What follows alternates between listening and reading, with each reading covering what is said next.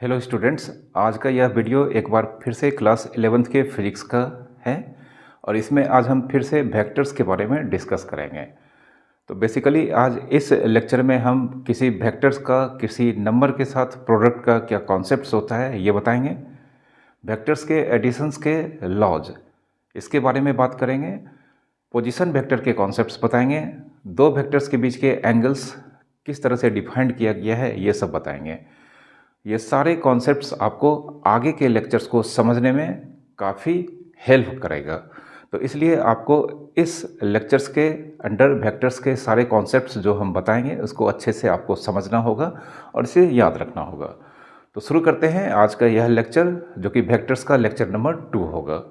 तो सबसे पहले हम यहाँ पर किसी वेक्टर का किसी नंबर के साथ प्रोडक्ट किस तरह से डिफाइंड किया गया है इसके बारे में सीखेंगे। Product of a vector by a number। तो सबसे पहले हम यहाँ पर एक वेक्टर एज्यूम करेंगे, ठीक है। मान लेते हैं ए एक वेक्टर है और यहाँ पर फिलहाल हम एज्यूम कर लेते हैं ये नल वेक्टर नहीं है, ठीक है। A vector does not equals to zero vector is a vector, ठीक है। ए एक वेक्टर है, फिलहाल अभी हम इस वेक्टर को नल वेक्टर नहीं लेकर चलेंगे, ठीक है। और यहाँ पर k does not equals to zero, ये एक नंबर है। के यहाँ पर ज़ीरो छोड़कर या तो पॉजिटिव या नेगेटिव कोई एक नंबर है।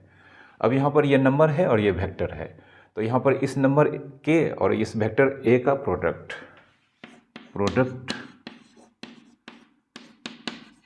ऑफ नंबर के एंड वेक्टर ए, ये नंबर के है और ये वेक्टर ए है, इसका दोनों का प्रोडक्ट, इसका जो सिंबल होगा वह सबसे पहले के टाइम्स ए इस तरह से लिखा जाएगा।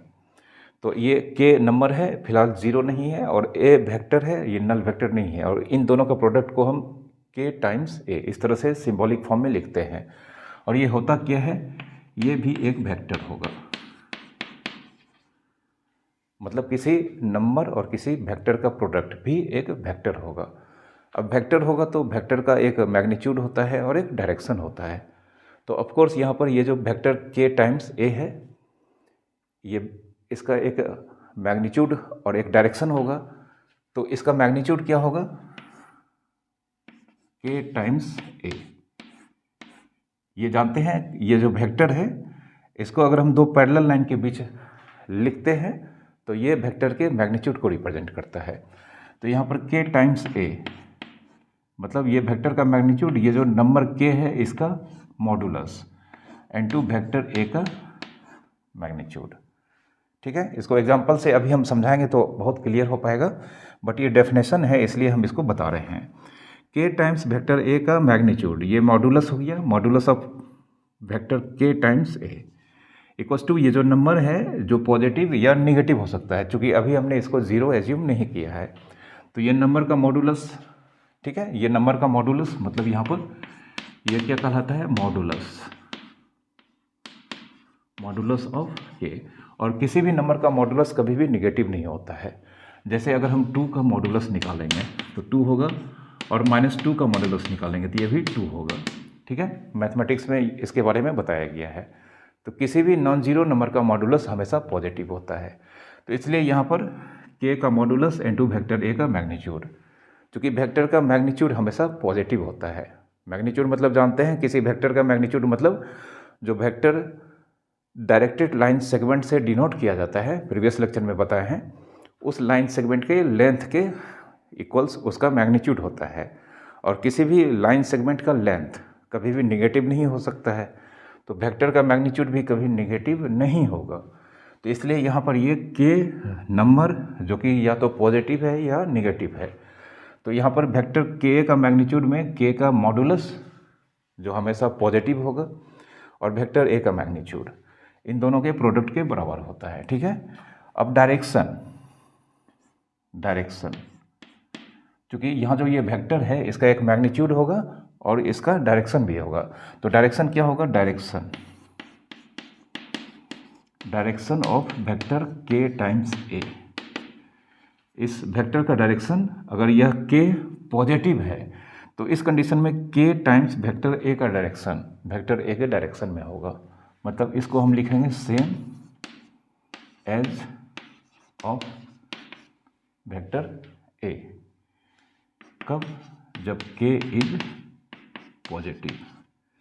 अगर के पॉजिटिव है तो इस कंडीशन में के टाइम्स वेक्टर ए का डायरेक्शन सेम डायरेक्शन होगा किसके, वेक्टर ए के डायरेक्शन में, ठीक है। और अगर के निगेटिव है तो इस केस में वेक्टर के ए का direction opposite direction of vector ए के डायरेक्शन में होगा, ठीक है। अपोजिट, इस केस में अपोजिट ऑफ ए। कब, इफ के इज निगेटिव, ठीक है। तो ये याद रखना है, जब हम किसी वेक्टर को किसी पॉजिटिव नंबर से मल्टीप्लाई करेंगे तो उस केस में जो वेक्टर ऑब्टेंड होगा उसका डायरेक्शन ओरिजिनल वेक्टर के डायरेक्शन में होगा। और अगर वेक्टर को अगर हम निगेटिव नंबर से मल्टीप्लाई करेंगे तो जो रिजल्टेंट वेक्टर मिलेगा, जो नया वेक्टर मिलेगा, उसका डायरेक्शन जो ओरिजिनल वेक्टर है उसके अपोजिट डायरेक्शन में होगा, ठीक है। एग्जाम्पल लेते हैं, एकदम क्लियर हो जाएगा। फिर हम स्पेशल केस में देखेंगे जब वेक्टर नल वेक्टर होगा या नंबर 0 होगा, वो स्पेशल केस में है, ठीक है। तो यहाँ पर एक एग्जाम्पल लेकर हम इन सारे कॉन्सेप्ट्स को अच्छे से समझते हैं।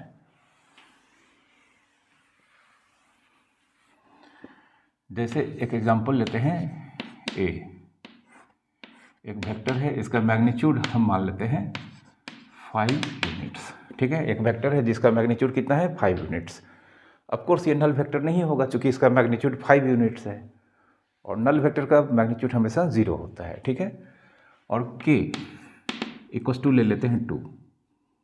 तो देयरफॉर, तो यहाँ पर अगर हम मान लेते हैं ये वेक्टर के ए, चूँकि के 2 लिए हैं जो कि पॉजिटिव है, तो k टाइम्स ए, के का वैल्यू कितना है 2 इनटू ए, ये नया वेक्टर होगा, ठीक है। तो k टाइम्स ए मतलब ट्वाइस वेक्टर ए।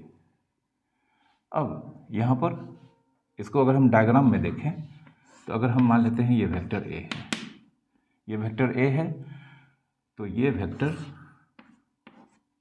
जो कि यहाँ पर देख सकते हैं इस वेक्टर का डायरेक्शन सेम वेक्टर ए के डायरेक्शन में है, चूँकि अगर ये ईस्ट में है तो ये भी ईस्ट में है।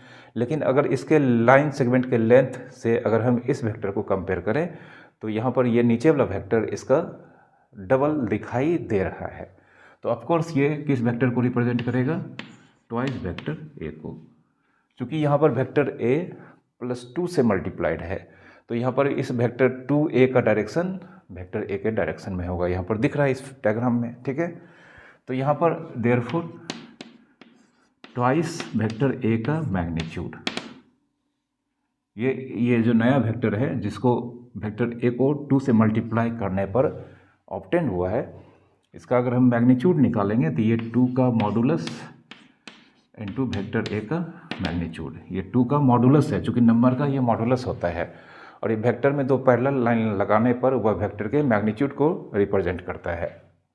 तो 2 का मॉडुलस 2 होगा और वेक्टर ए का मॉडुलस 5, तो 5 2 जा 10 यूनिट्स, ठीक है। एक और एग्जांपल लेते हैं जिसमें हम यहाँ पर नेगेटिव नंबर से मल्टीप्लाई करेंगे।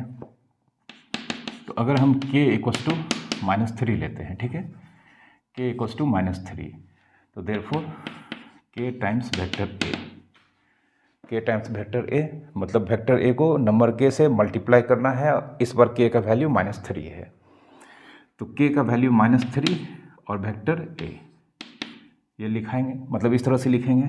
तो इस बार वेक्टर a जिस नंबर से मल्टीप्लाई किया गया है वो नेगेटिव है, तो ऑफकोर्स इस बार ये जो नया वेक्टर है -3a, इसका डायरेक्शन वेक्टर ए के डायरेक्शन के जस्ट अपोजिट होगा। चूँकि अभी हम यहाँ पर आपको बताए हैं जब नंबर मल्टीप्लाई होने वाला नेगेटिव होगा तो जो वेक्टर यहाँ पर नंबर से मल्टीप्लाई करके ऑब्टेंड होता है उसका डायरेक्शन ओरिजिनल वेक्टर का अपोजिट होता है। तो इसका डायग्राम को अगर हम यहाँ पर ड्रॉ करेंगे तो कुछ इस तरह का दिखेगा। यहाँ पर अगर हम मान लेते हैं ये ए है, तो इस बार 1 2 3, तो यहाँ पर देख सकते हैं यह वेक्टर और यह वेक्टर दोनों ही एक दूसरे के अपोजिट डायरेक्शन में है। ये वेक्टर वेक्टर ए है, अगर ये ईस्ट में है तो ये क्या होगा, वेस्ट में होगा, ठीक है। और इसके लाइन सेगमेंट से अगर हम इस वेक्टर के लाइन सेगमेंट को कंपेयर करें तो यहाँ पर यह वेक्टर का लेंथ इसका थ्राइस लग रहा है, मतलब थ्राइस है, लेकिन डायरेक्शन चूंकि अपोजिट है तो यह नीचे वाला वेक्टर किसको रिप्रेजेंट करेगा, 3 टाइम्स -3 टाइम्स वेक्टर ए, ठीक है। तो यहाँ पर -3 टाइम्स वेक्टर ए, इसका मैग्नीट्यूड निकालने के लिए हम क्या करेंगे, जो नंबर है -3 इसका मॉडुलस इनटू वेक्टर ए का मैग्नीट्यूड। अब -3 का मॉडुलस, नेगेटिव नंबर का मॉडुलस भी नंबर, ये पॉजिटिव नंबर ही होगा, तो -3 का मॉडुलस 3 होगा और वेक्टर ए का मैग्नीट्यूड 5 है, तो ये अल्टीमेटली हो गया 15 यूनिट्स, ठीक है। तो मैग्नीट्यूड हर हालत में पॉजिटिव होगा। हाँ, यहाँ पर नेगेटिव नंबर से मल्टीप्लाई करने पर ये वेक्टर ओरिजिनल वेक्टर के अपोजिट डायरेक्शन में यहाँ पर दिखाई दे रहा है या ओरिजिनल डायरेक्शन में होगा, ठीक है। तो ये वेक्टर का किसी नंबर के साथ प्रोडक्ट का कॉन्सेप्ट यही होता है, ठीक है। अब हम स्पेशल केस जिसमें वेक्टर को नल वेक्टर लेंगे या नंबर को 0 लेंगे, उससे पहले एक चीज़ और हम जान लेते हैं, क्या कि अगर हम मान लेते हैं इफ k = -1, तो यहाँ पर k a मतलब -1 a ये लिखेंगे, लेकिन -1 टाइम्स वेक्टर a, इसको सिर्फ -a लिखा जाता है। अगर k का वैल्यू -1 लेंगे, स्पेशल केस है, ठीक है, इसको याद रखना है। k का वैल्यू अगर -1 लेंगे तो k times vector a, k का value -1 times vector a, but -1 times vector a को सिर्फ माइनस वेक्टर a लिखा जाता है, और माइनस वेक्टर a को कहा जाता है नेगेटिव ऑफ वेक्टर a या अपोजिट ऑफ वेक्टर a, ठीक है। किसी भी वेक्टर का नेगेटिव निकालना है तो बस माइनस आगे हम लगाएंगे, या किसी वेक्टर का अपोजिट निकालना है तो माइनस लगाएंगे। इसका थोड़ा सा कॉन्सेप्ट और समझते हैं। तो अगर यह वेक्टर a है तो यह वेक्टर -a होगा, क्योंकि यह यहाँ पर वेक्टर a -1 से मल्टीप्लाई किया गया है, तो हम देख सकते हैं -1 से मल्टीप्लाई करने पर सिर्फ क्या होगा, इसका डायरेक्शन चेंज हो जाएगा। मैग्नीट्यूड तो यहाँ डबल ट्रिपल होगा नहीं, क्योंकि अगर -2 से मल्टीप्लाई किया जाता तो यहाँ पर इसका नीचे वाले का लेंथ वेक्टर a का डबल दिखाई देता, लेकिन यहाँ पर चूंकि वेक्टर का वैल्यू को -1 नंबर से मल्टीप्लाई किया गया है तो सिर्फ डायरेक्शन चेंज होगा, तो ये वेक्टर माइनस वेक्टर a को रिप्रेजेंट करेगा। तो ऑफ कोर्स यहाँ पर वेक्टर a का मैग्नीट्यूड माइनस वेक्टर a का मैग्नीट्यूड सेम होगा, क्योंकि ये दोनों लाइन सेगमेंट क्या है, सेम लेंथ में दिखाई दे रहा है, मतलब सेम लेंथ में है। वैसे भी अगर हम इसको निकालेंगे -a का मैग्नीट्यूड माइनस वेक्टर a का मैग्नीट्यूड मतलब -1 टाइम्स वेक्टर a का मैग्नीट्यूड, और -1 नंबर है इसका मॉडुलस इनटू वेक्टर a का मैग्नीट्यूड, तो -1 का मैग्नीट्यूड 1 होगा इनटू वेक्टर a का मैग्नीट्यूड, ठीक है। अब 1 टाइम्स किसी भी नंबर को मल्टीप्लाई करते हैं तो जानते हैं वह वही नंबर होता है, तो 1 टाइम्स वेक्टर a का magnitude equals to vector a का मैग्नीट्यूड। तो यहाँ पर यह आसानी से मैथमेटिकली भी प्रूव हो गया कि माइनस वेक्टर a का मैग्नीट्यूड मतलब किसी भी वेक्टर का नेगेटिव या अपोजिट का मैग्नीट्यूड और वेक्टर का मैग्नीट्यूड इक्वल होता है, सिर्फ डायरेक्शन क्या होता है, अपोजिट होता है, ठीक है। यह याद रखना है। जैसे अगर हम ये वेक्टर AB, ये वेक्टर AB को रिप्रेजेंट करता है और ये वेक्टर BA को रिप्रेजेंट करता है, ठीक है। ये वेक्टर AB को रिप्रेजेंट करता है और ये वेक्टर BA को रिप्रेजेंट करता है, तो देयरफॉर कह सकते हैं वेक्टर AB का मैग्नीट्यूड और वेक्टर BA का मैग्नीट्यूड, वेक्टर BA का मैग्नीट्यूड ये आपस में क्या होगा, इक्वल होगा, ठीक है। और यहाँ पर BA एक्चुअल में ये इस वेक्टर का क्या है, अपोजिट है, ठीक है। तो यहाँ पर BA बी ए एक्चुअल में वेक्टर ए बी का अपोजिट। अब वेक्टर ए का अपोजिट या वेक्टर ए का निगेटिव किससे डिनोट किया जाता है? माइनस ए से। तो वेक्टर बी ए चूँकि यहाँ पर वेक्टर ए बी का मैग्नीट्यूड ए बी का अपोजिट है, vector b a vector A b का अपोजिट है और वेक्टर ए बी का अपोजिट सिर्फ ए बी में माइनस लगाना होगा। तो यहाँ पर बी वेक्टर बी ए को वेक्टर ए बी इसके आगे माइनस लगा देंगे तो आपस में ये क्या होगा? इक्वल होगा। ठीक है, कोई दिक्कत? तो अब अगर हम मान लेते हैं वेक्टर ए नल वेक्टर,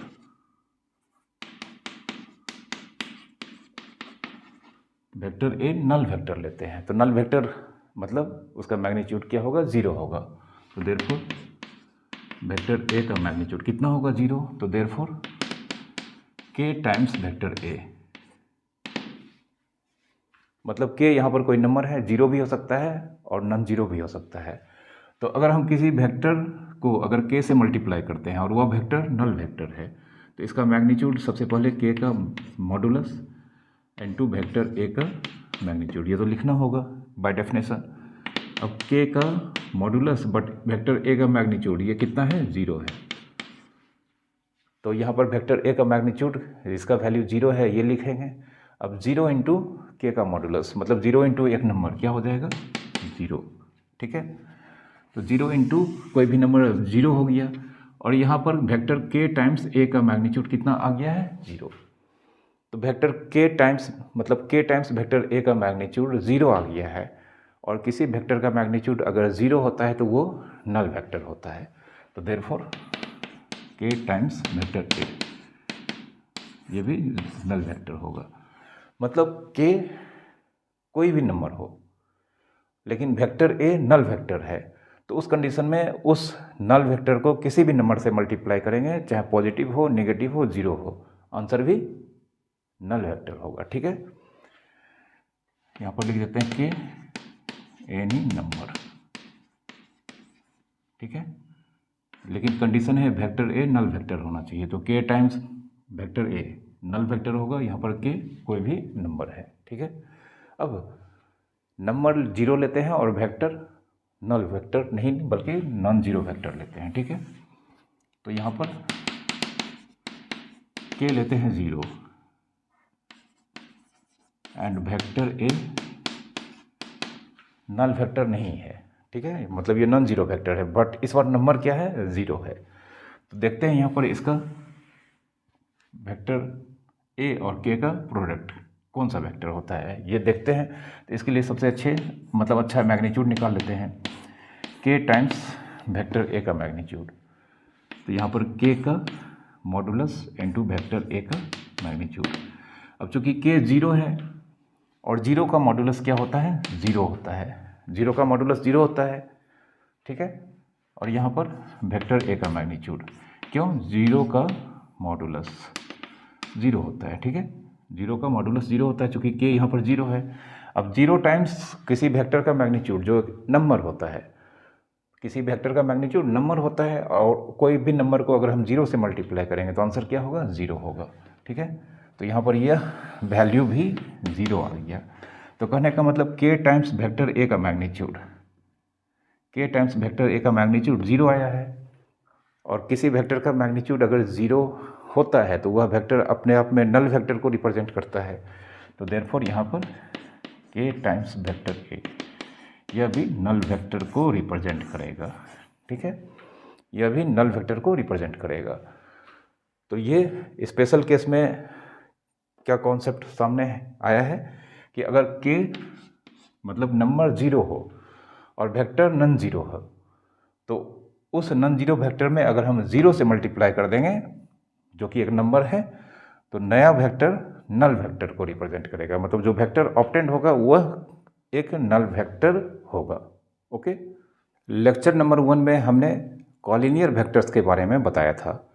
तो यहाँ पर किसी वेक्टर को अगर हम एक पॉजिटिव नंबर या एक निगेटिव नंबर से मल्टीप्लाई करते हैं जब वह वेक्टर नॉन 0 वेक्टर होगा तो जो वेक्टर्स ऑब्टेंड होगा क्या यह वेक्टर्स आपस में कॉलिनियर होंगे? इसको थोड़ा सा देखते हैं। थोड़ा सा हम फिर से यहाँ पर कॉलिनियर वेक्टर्स के बारे में समझते हैं। ये लाइन है, डबल एरोड, यहाँ पर इसका प्रूफ है। अब यहाँ पर एक वेक्टर हम ड्रॉ करते हैं। ये वेक्टर मान लेते हैं वेक्टर ए, ये वेक्टर वेक्टर बी, और ये वेक्टर हम मान लेते हैं वेक्टर सी। तो यहाँ पर तीन vector, vector a, vector B, vector c, ये तीनों वेक्टर इस लाइन के पैरेलल है, इसलिए यहाँ पर ये तीनों वेक्टर आपस में कॉलिनियर वेक्टर्स कहलाएंगे। दो वेक्टर या दो से अधिक वेक्टर कॉलिनियर्स होते हैं या कॉलिनियर वेक्टर्स कहलाते हैं कब? जब वो सारे वेक्टर्स किसी एक लाइन के पैरेलल होने चाहिए। ठीक है, तो यहाँ पर वेक्टर ए, वेक्टर सी, इस दोनों का डायरेक्शन सेम है। वेक्टर ए, वेक्टर बी का डायरेक्शन अपोजिट है, यानी कि दो वेक्टर्स अगर आपस में कॉलिनियर होगा या तो उस दोनों का डायरेक्शन सेम होगा। इस केस में ये दोनों वेक्टर लाइक वेक्टर्स कहलाता है, हम प्रीवियस लेक्चर में बता चुके हैं। और जब दो वेक्टर का डायरेक्शन बिल्कुल ही अपोजिट होगा तभी यह दोनों वेक्टर कॉलिनियर होगा, लेकिन इस केस में ये दोनों वेक्टर अनलाइक वेक्टर कहलाता है। ठीक है, तो यहाँ पर अगर हम मान लेते हैं ये हमारे पास एक वेक्टर है वेक्टर ए, और यहाँ पर एक वेक्टर हम ड्रॉ करने जा रहे हैं नीचे में। तो देख सकते हैं ये नीचे वाला वेक्टर और ऊपर में जो वेक्टर ए है, वेक्टर ए, इस दोनों का डायरेक्शन सेम है, लेकिन इस वेक्टर का मैग्नीट्यूड हम अगर कंपेयर करें वेक्टर ए के मैग्नीट्यूड से, तो ये लाइन सेगमेंट इस वेक्टर ए के line segment, corresponding line segment का डबल ऐसा लग रहा है। तो इस वेक्टर का नेम क्या हो जाएगा? Twice vector A. Positive number से इसलिए मल्टीप्लाई करना पड़ रहा है क्योंकि ये वेक्टर 2a मतलब नीचे वाला वेक्टर और वेक्टर ए, इस दोनों का डायरेक्शन सेम है। पॉजिटिव नंबर से मल्टीप्लाई करने पर जो वेक्टर ऑब्टेंड होता है वह ओरिजिनल वेक्टर के डायरेक्शन में होता है, अभी हम आपको बताए हैं। और एक और वेक्टर ड्रॉ करते हैं कुछ इस तरह से। ठीक है, तो ये वेक्टर, इस वेक्टर का डायरेक्शन वेक्टर ए के डायरेक्शन का अपोजिट है।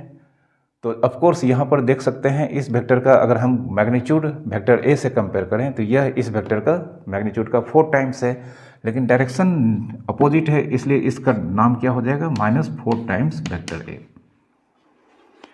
अब यह vector like vector same direction में है, तो ये दोनों आपस में कॉलिनियर होगा। ये वेक्टर अपोजिट डायरेक्शन में है, मतलब अनलाइक वेक्टर है, तब भी यह दोनों कॉलिनियर होगा। तो कहने का मतलब यहाँ पर किसी वेक्टर को अगर हम एक नंबर से मल्टीप्लाई कर दें, किसी वेक्टर मतलब एक नॉन जीरो वेक्टर को अगर हम एक नॉन जीरो नंबर से मल्टीप्लाई करें, तो जो भी वेक्टर्स यहाँ पर ऑब्टेंड होगा वह ओरिजिनल वेक्टर के साथ कॉलिनियर वेक्टर होगा। ठीक है, ये तीनों वेक्टर यहाँ पर कॉलिनियर वेक्टर्स हैं। क्यों? अगर हम इसमें वेक्टर ए के पैरेलल एक लाइन ड्रॉ कर दें, यहाँ पर ये लाइन वेक्टर ए के पैरेलल है और ये दोनों वेक्टर इस वेक्टर के पैरेलल है, तो यहाँ पर ये तीनों वेक्टर्स इस लाइन के पैरेलल है, तो ये तीनों वेक्टर्स आपस में कॉलिनियर वेक्टर कहलाएगा। तो कंक्लूजन ये निकला कि अगर एक नॉन जीरो वेक्टर को एक नॉन जीरो नंबर से मल्टीप्लाई करते हैं तो दोनों वेक्टर्स आपस में कॉलिनियर वेक्टर होता है। तो कहने का मतलब यहाँ पर ए, यहाँ पर एज्यूम करते हैं vector a does not equals to 0, मतलब वेक्टर ए नल वेक्टर नहीं है। Lambda does not equals to 0 a number. ठीक है, लेमडा यहाँ पर 0 नहीं है, या तो पॉजिटिव होगा या नेगेटिव होगा, लेकिन एक नंबर है। तो then vector A and lambda times vector ए और कॉलिनियर वेक्टर्स।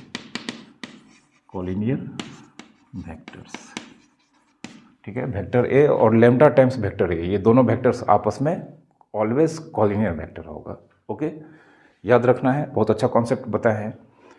अब हम वेक्टर्स के एडिशंस का लॉ कैसे डिफाइंड किया गया है, इसका क्या कॉन्सेप्ट है, इसके बारे में बात करेंगे। वेक्टर्स को ऐड करने का 2 लॉज होता है।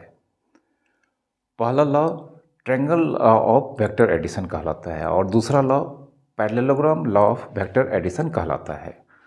दोनों के बारे में हम यहाँ पर बताएंगे, ध्यान से सुनना है, समझना है। ठीक है, तो सबसे पहला यहाँ पर वेक्टर को ऐड करने का जो पहला लॉ है, जो ओरिजिनल लॉ है, उसे ट्रायंगल लॉ ऑफ एडिशन कहा जाता है। ठीक है, ट्रायंगल लॉ ऑफ एडिशन। अब सबसे पहला क्वेश्चन कि दो वेक्टर्स कब ऐड कर सकते हैं। दो वेक्टर्स अगर सेम नेचर का होगा तभी वो दोनों वेक्टर्स को ऐड किया जा सकता है। जैसे एक वेक्टर मान लेते हैं फोर्स है, तो दूसरा वेक्टर भी फोर्स ही होना चाहिए। एक वेक्टर अगर एक्सेलरेशन है तो दूसरा वेक्टर जो उसमें ऐड कर सकते हैं वह भी एक्सेलरेशन ही होना चाहिए। अगर एक वेक्टर मोमेंटम है तो उसमें जो वेक्टर हम ऐड कर सकते हैं वह भी मोमेंटम ही होना चाहिए। फोर्स में एक्सेलरेशन ऐड नहीं कर सकते हैं, ठीक है, मोमेंटम में एक्सेलरेशन ऐड नहीं कर सकते हैं, या मोमेंटम में फोर्स ऐड नहीं कर सकते हैं। ओके, तो दो वेक्टर्स को हम तभी ऐड कर सकते हैं इस दोनों में से किसी भी एक लॉ से, जब वह दोनों सेम नेचर का होगा, मतलब वह सेम फिजिकल क्वांटिटी को रिप्रेजेंट करेगा और वह वेक्टर होगा। ठीक है, तो यहाँ पर हम एज्यूम कर लेते हैं दो वेक्टर, ये वेक्टर हम एज्यूम कर लेते हैं वेक्टर ए है, और ये दूसरा वेक्टर हम एज्यूम कर लेते हैं वेक्टर बी है। ठीक है, ये दोनों vector, vector a vector b, same physical quantity को रिप्रेजेंट करता है, तभी ये दोनों ऐड हो पाएगा। अब ये दोनों वेक्टर, इस दोनों वेक्टर को ऐड करना है कौन सा लॉ से, ट्रायंगल लॉ से। तो ट्रायंगल लॉ से वेक्टर को जब ऐड किया जाता है तो दोनों वेक्टर जो ऐड करना होता है उसे हम यहाँ पर सबसे पहले रीएडजस्ट करेंगे। रीएडजस्ट करने का मतलब जो यहाँ पर यह पहले से दिया गया है अलग अलग जगह पर, तो उसको हमें रीएडजस्ट करना होगा, और इस तरह से रीएडजस्ट करना होगा कि किसी एक वेक्टर का टर्मिनल पॉइंट और दूसरे का इनिशियल पॉइंट कॉन्साइड हो जाए। कॉन्साइड मतलब किसी एक वेक्टर का टर्मिनल पॉइंट दूसरे वेक्टर का इनिशियल पॉइंट एक जगह पर आ जाए। अब यहाँ पर दो वेक्टर्स को रीएडजस्ट हम आराम से कर सकते हैं, चूँकि ये वेक्टर फ्री वेक्टर्स होते हैं। जैसे ये फोर्स है और ये फोर्स होगा, तो ये रीएडजस्ट हम किसी भी वेक्टर्स को रीएडजस्ट मतलब एक जगह से दूसरे जगह ले जा सकते हैं। किस तरह से, जब उसका मैग्नीट्यूड और डायरेक्शन चेंज नहीं करेगा, और इस केस में वो वेक्टर फ्री वेक्टर्स कहलाता है। तो ये दोनों फ्री वेक्टर्स है, तो इसे रीएडजस्ट करते हैं कुछ इस तरह से। देख सकते हैं इसका डायरेक्शन सेम है, इसका लेंथ सेम है, ये इसका इनिशियल पॉइंट है और ये इसका टर्मिनल पॉइंट है। इनिशियल पॉइंट टर्मिनल पॉइंट बता चुके हैं प्रीवियस लेक्चर में, जहाँ पे वेक्टर का टिप होता है, टिप मतलब एरो हेड होता है। ठीक है, ये अगर हम मान लेते हैं ए है, ये बी है, तो यहाँ पर पॉइंट बी पर इस वेक्टर का एरो हेड, ये वेक्टर का क्या कहलाता है, टिप या हेड या टर्मिनल पॉइंट कहलाता है। और यहाँ पर ये पॉइंट ए इस वेक्टर का इनिशियल पॉइंट, टेल, ठीक है, ये कहलाता है। अब इस वेक्टर ए का टर्मिनल पॉइंट और इस वेक्टर बी का इनिशियल पॉइंट रीएडजस्ट करेंगे, एक ही जगह पर होना चाहिए। तो यहाँ पर हम इसको ड्रॉ करते हैं इसके लेंथ के बराबर। ठीक है, तो देख सकते हैं यहाँ पर ये वेक्टर सेम डायरेक्शन में है और इसका लेंथ सेम है, बट यहाँ पर ये दोनों वेक्टर जो अलग अलग प्लेस पे था, अलग अलग जगह पर था, अलग अलग स्पेस में अलग अलग जगह पर होगा, इसको हम एक प्लेन में लाए हैं। अब रीएडजस्ट भी कर दिए हैं, जिसमें वेक्टर ए का टर्मिनल पॉइंट और ये वेक्टर बी का initial point same point b पर कोइंसाइड हो गया है। इसके बाद एक ट्रायंगल कंप्लीट करना है। तो ट्रायंगल कंप्लीट करने के लिए हमें यहाँ पर, अगर इसको हम ये बी है और इसको सी एज्यूम करते हैं, तो ए से सी को मिलाना होगा, ए से सी को क्या करते हैं, ज्वाइन कर देते हैं। ट्रायंगल कंप्लीट हो गया। अब ट्रायंगल लॉ ऑफ एडिशन में सबसे पहला काम यही करना होता है कि दो वेक्टर को रीएडजस्ट करना है इस तरह से, किसी एक का टर्मिनल पॉइंट दूसरे का इनिशियल पॉइंट कोइंसाइड हो जाना चाहिए।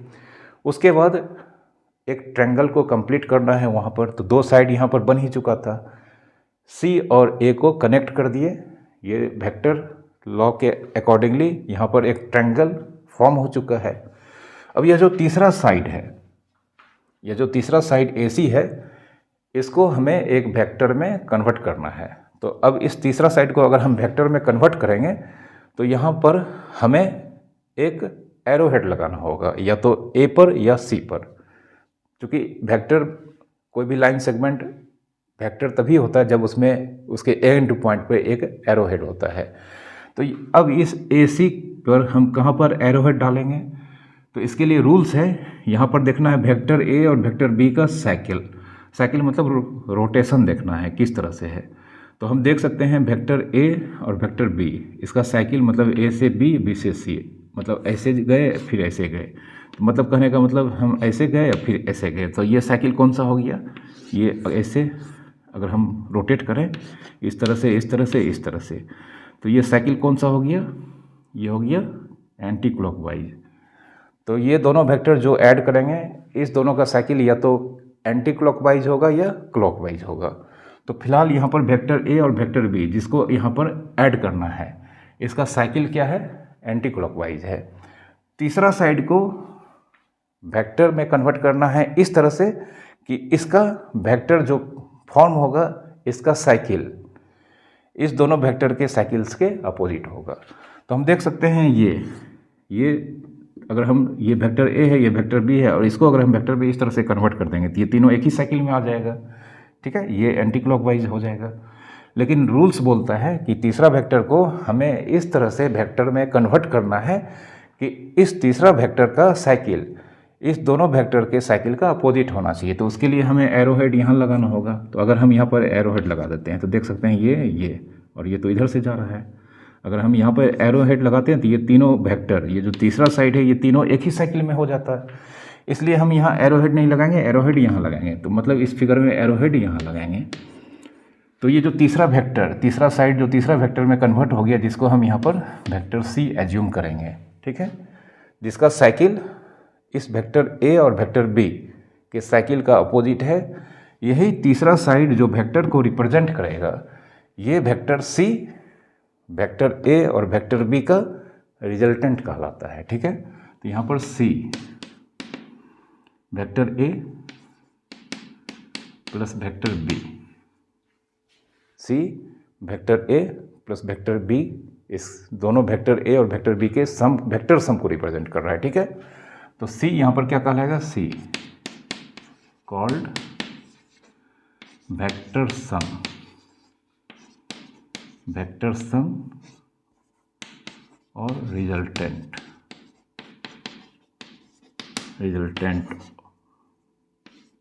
Of vector A and vector B। ठीक है, C यहाँ पर, वेक्टर C यहाँ पर कहलाएगा वेक्टर सम या resultant of vector A and vector B। ठीक है, और इसे हम इस तरह से लिखते हैं, vector A plus vector B, ये वेक्टर सम है, vector A plus vector B equals to vector C। तो ये ट्रायंगल लॉ ऑफ एडिशन का डेफिनेशन है या कॉन्सेप्ट है। ठीक है, फिर से एक बार बता देते हैं, दो वेक्टर दिया जाएगा, दोनों सेम नेचर का होना चाहिए, मतलब सेम फिजिकल क्वांटिटी को रिप्रेजेंट करता हो, तभी ऐड कर सकते हैं। इन दोनों को हम इस तरह से रीएडजस्ट करेंगे कि किसी एक का टर्मिनल पॉइंट दूसरे का इनिशियल पॉइंट कॉन्साइड हो जाए, कॉन्साइड मतलब एक जगह हो जाए। उसके बाद एक ट्रायंगल कंप्लीट करना है। अब तीसरा साइड जो लास्ट में हम ड्रॉ करेंगे उसको वेक्टर में कन्वर्ट करना है इस तरह से कि इस तीसरा साइड को जो रिप्रेजेंट करने वाला वेक्टर है वह दोनों वेक्टर के साइकिल का अपोजिट होना चाहिए। जैसे यहाँ पर इस एग्जांपल में वेक्टर A वेक्टर B का साइकिल क्या था, ऐसे गए ऐसे गए, मतलब ये एंटी क्लॉकवाइज था। तो C का साइकिल यहाँ पर क्लॉकवाइज होना चाहिए, इसलिए यहाँ पर हम एरो हेड लगाए हैं। अगर हम यहाँ पर एरो लगा देते हैं तो ये ऐसे ऐसे ऐसे, मतलब ये तीनों ही एक ही साइकिल में हो जाता है। ये नहीं होना चाहिए। जो तीसरा साइड या जो तीसरा वेक्टर होगा उसका साइकिल दोनों वेक्टर जिसको ऐड करना है उसके साइकिल का अपोजिट होना चाहिए। ठीक है, तो यहाँ पर डायग्राम में हम वेक्टर C को लिख सकते हैं vector A plus vector B। Okay, ठीक है, तो यहाँ पर हम कह सकते हैं फिगर में vector AB plus vector BC equals to vector AC, vector AB plus vector BC equals to vector AC। ठीक है, vector AB plus vector BC equals to vector AC। ये वेक्टर का एडिशंस का ट्रायंगल लॉ कहलाता है। Okay, एक दूसरा law है जो वेक्टर का एडिशन का पैरेललोग्राम लॉ के नाम से जाना जाता है। अब इसके बारे में बात करेंगे, ठीक है। दो वेक्टर को ऐड करने का दूसरा law parallelogram law of addition के नाम से जाना जाता है। इसमें फिर से हम दो वेक्टर लेंगे सेम नेचर के, तो यहाँ पर एज्यूम कर लेते हैं ये वेक्टर ए है और ये वेक्टर हम एज्यूम कर लेते हैं वेक्टर बी है। ये दोनों वेक्टर सेम फिजिकल क्वांटिटी को रिप्रेजेंट करेगा यहाँ पर, तभी ऐड कर सकते हैं, ठीक है। अब इस बार दो वेक्टर ऐड करना है और कौन सा लॉ, पैरेललोग्राम लॉ। तो ट्रायंगल लॉ के केस में दो वेक्टर को ऐड करने के दौरान ट्रायंगल का फॉर्मेशन होता था। तो यहाँ पर इस दोनों वेक्टर को ऐड करेंगे तो ऑफ कोर्स एक ज्योमेट्रिकल फिगर पैरेललोग्राम का फॉर्मेशन होगा। तो इस बार इस दोनों वेक्टर को फिर से हम रीएडजस्ट करेंगे इस तरह से कि ये दोनों वेक्टर कोइनिशियल वेक्टर में कन्वर्ट हो जाए। कोइनिशियल वेक्टर दो या दो से अधिक वेक्टर कोइनिशियल वेक्टर कहलाता है जब वो सारे वेक्टर्स का इनिशियल पॉइंट सेम होता है। प्रीवियस लेक्चर में हम ये सब बता चुके हैं। तो इस दोनों वेक्टर को इस बार रीएडजस्ट इस तरह से करना है कि ये दोनों वेक्टर कोइनिशियल वेक्टर में कन्वर्ट हो जाए, मतलब वेक्टर बी और वेक्टर ए इस दोनों का इनिशियल पॉइंट सेम पॉइंट पर आ जाए। तो यहाँ पर हम एडजस्ट करते हैं इसको इस तरह से, ये वेक्टर ए है तो ये वेक्टर भी ए होगा, इसको हम एज्यूम कर लेते हैं ए बी। अब इस वेक्टर ए का इनिशियल पॉइंट कहाँ पर है, ए पर है। तो दूसरा वेक्टर को भी हमें रीएडजस्ट करके यहाँ पर इस तरह से ड्रॉ करना होगा कि इसका भी इनिशियल पॉइंट ए पर ही आ जाए। तो उसके लिए हम मान लेते हैं ये ड्रॉ करते हैं इस तरह से, ये और ये पैरेलल दिखाई दे रहा है, इसको थोड़ा सा बड़ा कर देते हैं। और इस दोनों का डायरेक्शन सेम है और इस दोनों का लेंथ मतलब मैग्नीट्यूड भी सेम यहाँ पर दिखाई दे रहा है। ये दोनों फ्री वेक्टर है इसलिए रीएडजस्ट कर सकते हैं आराम से। तो ये वेक्टर ए है, ये वेक्टर बी है और यहाँ पर हम देख सकते हैं ये दोनों वेक्टर को हम रीएडजस्ट कर चुके हैं इस तरह से कि ये दोनों वेक्टर का initial point same point A पर आ चुका है, मतलब ये दोनों वेक्टर कोइनिशियल वेक्टर में कन्वर्ट हो चुका है। अब इसके बाद हम एक पैरेललोग्राम ड्रॉ करेंगे। अब पैरेललोग्राम के लिए यहाँ पर दो साइड ऑलरेडी ड्रॉ हो चुका है। तो कंप्लीट पैरेललोग्राम को ड्रॉ करने के लिए हमें कुछ इस तरह से फिगर फॉर्म करना होगा, ठीक है। तो ये ए बी, इसको एज्यूम कर लेते हैं सी डी। अब एक पैरेललोग्राम बनने के बाद, एक पैरेललोग्राम कंप्लीट करने के बाद इसमें दो डायगोनल होता है। तो एक डायगोनल हमको इस दोनों वेक्टर का जो कॉमन इनिशियल पॉइंट है वहाँ से ड्रॉ करना है। इस पैरेललोग्राम का हमें वो डायगोनल ड्रॉ करना है जो इस दोनों वेक्टर के कॉमन इनिशियल पॉइंट से गुजरता हो, मतलब ए सी, यह डायगोनल, ठीक है, ए सी, यह डायगोनल हम ड्रॉ कर दिए। अब इस डायगोनल को हम वेक्टर में तीसरे वेक्टर में कन्वर्ट कर देंगे और इस वेक्टर का भी इनिशियल पॉइंट वेक्टर ए और वेक्टर बी का इनिशियल पॉइंट जहाँ पर है मतलब ए पर है वहीं होगा। तो इस तीसरा वेक्टर को मतलब इस तीसरा साइड को अगर हम वेक्टर में कन्वर्ट करते हैं जिसका इनिशियल पॉइंट ए पर ही होना चाहिए तो टर्मिनल पॉइंट यहाँ पर होगा, ये टर्मिनल पॉइंट हो गया यहाँ पर, ठीक है। ये टर्मिनल पॉइंट ये इसको एज्यूम कर लेते हैं सी। तो ये जो डायगोनल अब तीसरा वेक्टर को रिप्रेजेंट करता है यही वेक्टर इस दोनों वेक्टर ए और बी का वेक्टर सम होगा, ठीक है। तो सी, वेक्टर सी वेक्टर ए और वेक्टर बी का वेक्टर सम या रिजल्टेंट कहलाएगा, ठीक है। यहाँ पर vector c equals to vector A plus vector b, या सी रिजल्टेंट होगा vector A and vector B का। तो ये यहाँ पर पैरेललोग्राम लॉ के अकॉर्डिंगली वेक्टर का सम को इस तरह से डिफाइन किया गया है, ठीक है। दो वेक्टर दिया जाएगा, इसको रीएडजस्ट करना है कोइनिशियल वेक्टर में, पैरेललोग्राम कंप्लीट करना है, एक डायगोनल ड्रॉ करना है इस दोनों वेक्टर के कॉमन इनिशियल पॉइंट से और इस डायगोनल को वेक्टर में कन्वर्ट कर देना है इस तरह से कि इसका भी इनिशियल पॉइंट वहीं पर होना चाहिए जहाँ पर वेक्टर ए और वेक्टर बी मतलब दो वेक्टर जिसको ऐड कर रहे हैं उसके कॉमन इनिशियल पॉइंट पर ही होना चाहिए। और ये तीसरा साइड जो तीसरा वेक्टर को यहाँ पर डिनोट करेगा that is called the vector sum और resultant of the given vectors, okay. यही वेक्टर का ट्रायंगल लॉ का डेफिनेशन है, ठीक है। तो एक्चुअल में यह parallelogram law of addition triangle law of additions के वैल्यू मतलब ट्रायंगल लॉ ऑफ एडिशंस को ही रिप्रेजेंट करता है। कैसे? यहाँ पर हम जानते हैं पैरेललोग्राम में किसी भी पैरेललोग्राम में जो अपोजिट साइड्स होता है उसका लेंथ सेम होता है, ठीक है। तो अगर हम यहाँ पर ये वेक्टर मतलब साइड AD और साइड BC इस दोनों का लेंथ सेम होगा, तो अगर हम यहाँ पर एरो लगा दें, यहाँ पर एरो लगा दें, ये एरो लगा दें, तो ये जो वेक्टर AD है और ये वेक्टर BC ये दोनों सेम वेक्टर होगा, इक्वल वेक्टर होगा, क्योंकि यहाँ पर ये वेक्टर AD का डायरेक्शन और वेक्टर BC का डायरेक्शन सेम डायरेक्शन में है, और पैरेललोग्राम का अपोजिट साइड होने के वजह से इस AD का मैग्नीट्यूड और वेक्टर BC का मैग्नीट्यूड सेम होगा। तो यहाँ पर अगर ये वेक्टर B है तो ये वेक्टर भी B को ही रिप्रेजेंट करेगा, ठीक है। तो अब ये इस ट्रेंगल ABC में देखा जाए तो ये वेक्टर A ये वेक्टर B इस दोनों का साइकिल सेम है, और ये तीसरा साइड ये ऑलरेडी वेक्टर में कन्वर्टेड है, लेकिन इसका साइकिल वेक्टर A और वेक्टर B के साइकिल का अपोजिट है। तो ट्रेंगल लॉ ऑफ एडिशन से जो अभी हम आपको बताए हैं, ट्रेंगल ऑफ एडिशन से वेक्टर C वेक्टर A और वेक्टर B का रिजल्टेंट कहलाएगा, ठीक है। तो इस तरह से देखा जाए तो एक्चुअल में यहाँ पर parallelogram law of addition actual में ट्रेंगल लॉ ऑफ एडिशन से ही डिराइव्ड होकर बना है। तो original vector law of additions एक तरह से कह सकते हैं कि ट्रेंगल लॉ ऑफ एडिशन ही original vector law of additions को रिप्रेजेंट करता है। पैरेललोग्राम लॉ ऑफ एडिशन तो एक्चुअल में ट्रेंगल लॉ ऑफ एडिशंस का ही डिराइव्ड फॉर्म है। ओके, समझ में आ चुका होगा। तो ये पैरेललोग्राम लॉ ऑफ एडिशंस का कॉन्सेप्ट्स हम आपको बता चुके हैं। उम्मीद करता हूँ कि आप अच्छे से समझ पाए होंगे।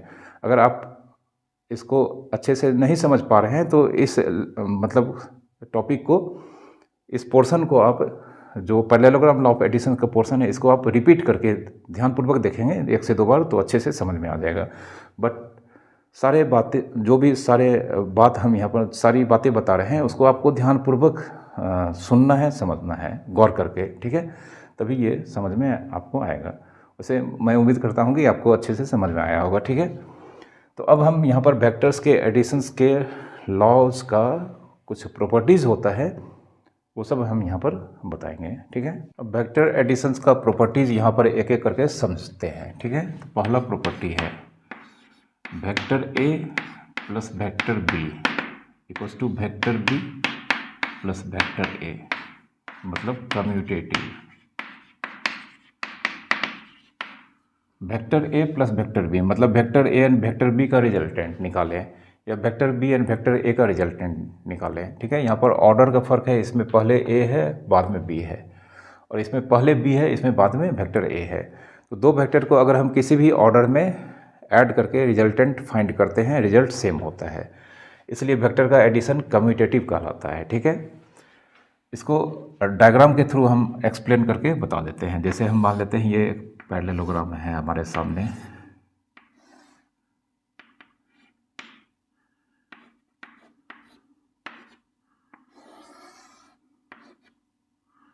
तो अगर यह वेक्टर A और ये वेक्टर B, तो जानते हैं ये वेक्टर B है तो ये भी वेक्टर B होगा, ये वेक्टर A है तो ये वेक्टर, अगर इस लाइन में मतलब ये पैरेललोग्राम का आमने सामने का साइड का लेंथ क्या होता है, इक्वल होता है। तो अगर इस साइड पे अगर हम यहाँ पे एरो हेड लगा दें तो ये वेक्टर A है तो ये वेक्टर भी A होगा, क्योंकि ये दोनों सेम डायरेक्शन में है और सेम मैग्नीट्यूड में है।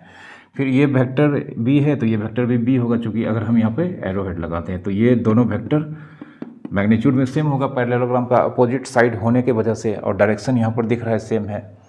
अब ये वेक्टर C, ठीक है, इसके दो नाम, एक ऊपर में भी C लिखेंगे, नीचे में भी इसको C लिखते हैं, ठीक है।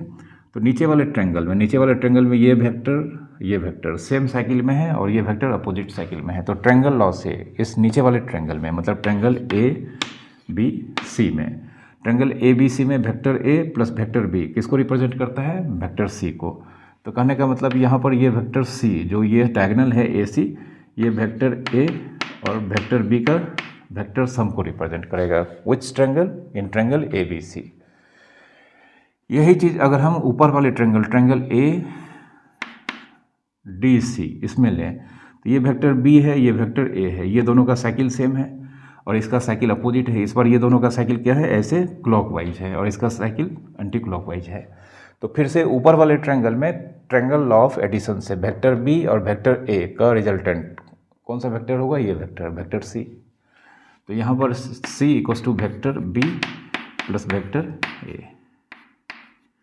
तो कह सकते हैं यहाँ पर ये दोनों वेक्टर सी सेम वेक्टर को रिप्रेजेंट करता है, तो यहाँ पर वेक्टर ए प्लस वेक्टर बी मतलब vector A and vector B का रिजल्टेंट या वेक्टर बी एंड वेक्टर ए का रिजल्टेंट आपस में क्या होगा, सेम होगा। ठीक है, तो वेक्टर का एडिशन क्या होता है, कम्यूटेटिव होता है। ओके, याद रखना है।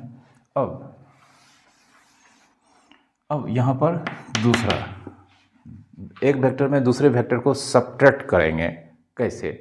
तो एक्चुअल में एक वेक्टर में दूसरे वेक्टर को सब्ट्रैक्ट मतलब दो वेक्टर का डिफरेंस एक्चुअल में वेक्टर के सम को ही रिप्रेजेंट करता है। इसका कॉन्सेप्ट थोड़ा सा समझते हैं। तो जैसे अगर हम मान लेते हैं यहाँ पर ये वेक्टर एज्यूम कर लेते हैं वेक्टर ए, ये वेक्टर एज्यूम कर लेते हैं वेक्टर बी और ये वेक्टर एज्यूम कर लेते हैं वेक्टर सी। ठीक है, ये वेक्टर ए है, ये वेक्टर बी है और ये वेक्टर सी है। तो ऑफकोर्स इस ट्रायंगल में ट्रायंगल ए बी सी में vector A plus vector B equals to vector c होगा। ये दोनों वेक्टर ए और वेक्टर बी का साइकिल सेम है और वेक्टर सी का साइकिल क्या है, अपोजिट है। तो वेक्टर ए और वेक्टर बी का रिजल्टेंट कौन है, वेक्टर सी। लेकिन हमने आज नंबर्स का प्रोडक्ट वेक्टर के साथ में यह पढ़ा है, मतलब अभी बताया है कि अगर ये ए बी है और ये बी ए है, ठीक है, ये ए बी है, ये बी ए है, तो ये दोनों का मैग्नीट्यूड तो सेम होगा। लेकिन हम बी ए वेक्टर को, बी ए वेक्टर जानते हैं ये दोनों का डायरेक्शन अपोजिट है, तो यहाँ पर vector b a vector A b का निगेटिव कहलाता है। और vector b a vector A b का निगेटिव मतलब b a vector A b का निगेटिव है, इसलिए यहाँ पर लिखते हैं b a equals to minus a B. ठीक है, b a equals to minus a b लिखेंगे, या अगर हम इसको लिख दें बी तो ये माइनस बी को रिप्रेजेंट करता है। ठीक है, तो यहाँ पर ये दोनों वेक्टर ए बी और वेक्टर बी ए, ये दोनों का मैग्नीट्यूड सेम है, डायरेक्शन अपोजिट है। तो हम क्या करते हैं, यहाँ पर इस सी बी को एक्सटेंड कर देते हैं, इधर इस तरह से एक्सटेंड करते हैं कि ये लेंथ इक्वल है और ए और इस पॉइंट को मान लेते हैं डी, ए से डी को मिला देते हैं। ठीक है, ए से डी को मिला देते हैं और यहाँ पर ये एरो लगा देते हैं। ठीक है, तो हम कह सकते हैं यहाँ पर इस बार ये बी सी किसको रिप्रेजेंट कर रहा है, बी को, तो बी डी और बी सी दोनों का लेंथ सेम है, डायरेक्शन अपोजिट है। तो ऑफकोर्स यहाँ पर ये अगर वेक्टर बी है तो ये वेक्टर क्या होगा, ये वेक्टर माइनस बी होगा। ये वेक्टर बी है तो ये वेक्टर क्या होगा, माइनस बी होगा। ये कॉन्सेप्ट यहाँ पर फिर से हम बता दिए हैं। तो ये वेक्टर अगर बी है तो ये वेक्टर माइनस बी होगा। तो अगर हम यहाँ पर एरो लगा दें, एरो, ठीक है, ये ए डी को वेक्टर में कन्वर्ट कर दें, तो हम देख सकते हैं इस ट्रायंगल ए बी डी में ये वेक्टर ए, ये वेक्टर माइनस बी, ये दोनों का साइकिल सेम है।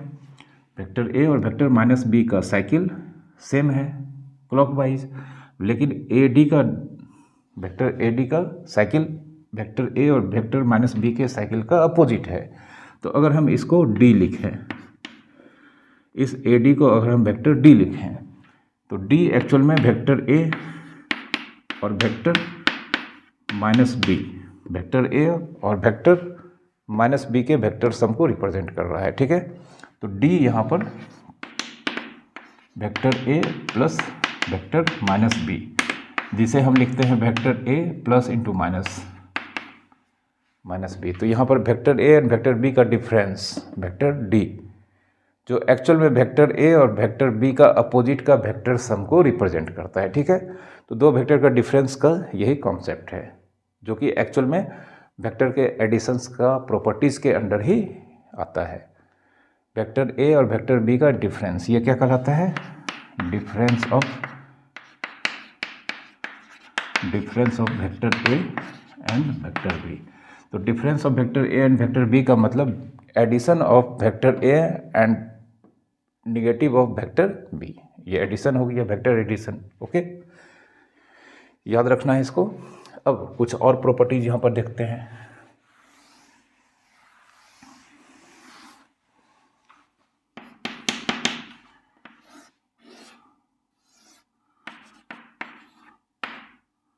ये वेक्टर ए, ये वेक्टर बी और ये ट्रायंगल लॉसी सी।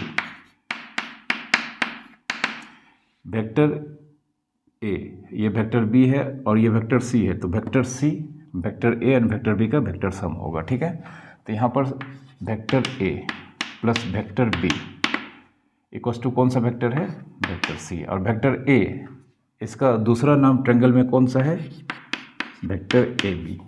वेक्टर ए एक्चुअल में वेक्टर ए बी को रिप्रेजेंट करता है, वेक्टर बी एक्चुअल में वेक्टर बी सी को रिप्रेजेंट करता है,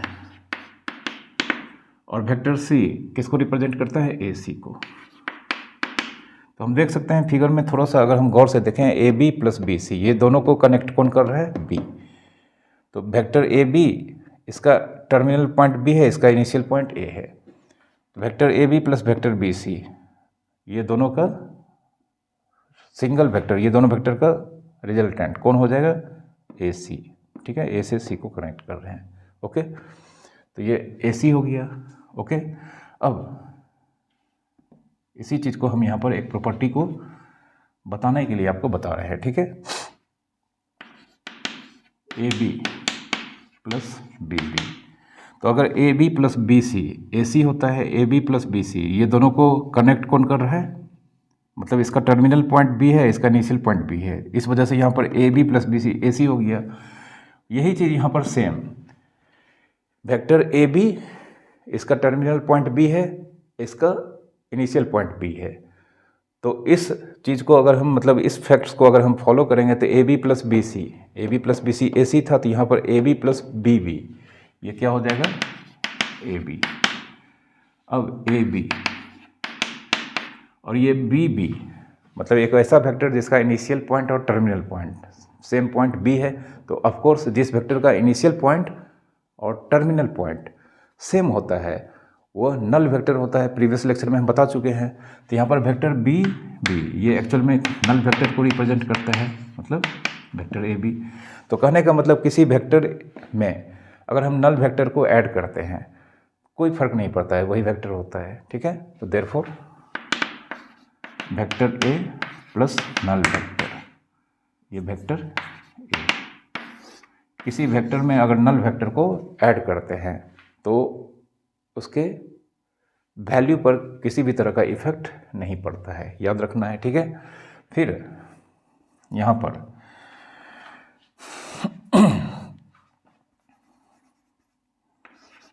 ए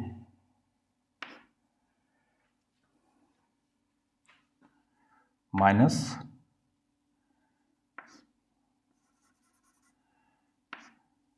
ए प्लस माइनस, अगर हम यहाँ पर इस तरह से लिखें, A B plus minus B B, ठीक है, A B plus minus B B, तो ये एक्चुअल में क्या हो जाएगा, ए बी, ठीक है, A B plus minus B B, मतलब ये प्लस माइनस क्या हो जाएगा, बी बी।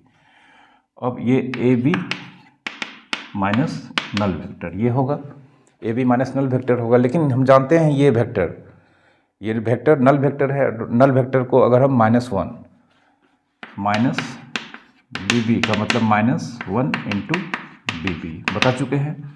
तो -1 into B B null vector है, और नल वेक्टर को किसी नंबर से मल्टीप्लाई करते हैं, नल वेक्टर होता है। ठीक है, तो एक्चुअल में यहाँ पर A B plus minus B B, यह A B plus null vector को रिप्रेजेंट करता है। ठीक है, A B plus minus B B actual में नल वेक्टर को रिप्रेजेंट करता है। लेकिन A B plus minus B B को हम क्या लिख सकते हैं, A B minus B B, और A B minus null vector, क्योंकि बी बी नल वेक्टर है। तो ऑफकोर्स यहाँ पर A B plus null vector, ये हम बता चुके हैं कि किसी भी वेक्टर में नल वेक्टर को ऐड करते हैं वही वेक्टर होता है, और ये दोनों रिजल्ट क्या है, सेम है। तो देयरफॉर हम कह सकते हैं, यहाँ पर इसको इधर लिखते हैं, therefore A B plus null vector equals to A B minus null vector. अब किसी भी वेक्टर में नल वेक्टर को ऐड करते हैं तो आंसर वेक्टर पे कोई इफेक्ट नहीं पड़ेगा, तो मतलब ये वेक्टर ए बी ही होगा। तो इस चीज़ को अगर हम यहाँ पर लिखें, वेक्टर ए प्लस नल वेक्टर या vector A minus null vector, कोई फर्क नहीं पड़ता है। वेक्टर ए प्लस नल वेक्टर है, वेक्टर ए ही होगा, तो वेक्टर ए प्लस नल वेक्टर या vector A minus null vector दोनों इक्वल है। आंसर क्या हो जाएगा, मतलब रिजल्ट क्या होगा, वेक्टर ए ही होगा। ठीक है, तो किसी भी वेक्टर में अगर हम नल वेक्टर को ऐड कर दें, किसी भी वेक्टर में नल वेक्टर को सब्ट्रैक्ट कर दें, वेक्टर पे किसी भी तरह का इफेक्ट नहीं पड़ता है, वेक्टर अनचेंज रहेगा। ओके, बहुत काम का प्रॉपर्टी है।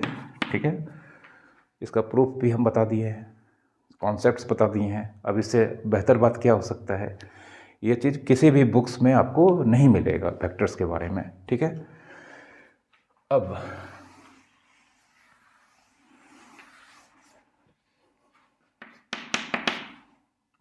अगर हम कुछ एक ट्रायंगल को इस तरह से ऐड करें, ए बी सी, ये वेक्टर, मतलब यहाँ पर ये vector A B plus vector B C A plus vector C A, vector A B plus vector B C plus vector C A, ये तीनों वेक्टर यहाँ पर vector A B plus vector B C plus vector C A, ये तीन vector इस triangle के तीन sides को रिप्रेजेंट कर रहा है और तीनों एक ही साइकिल में है।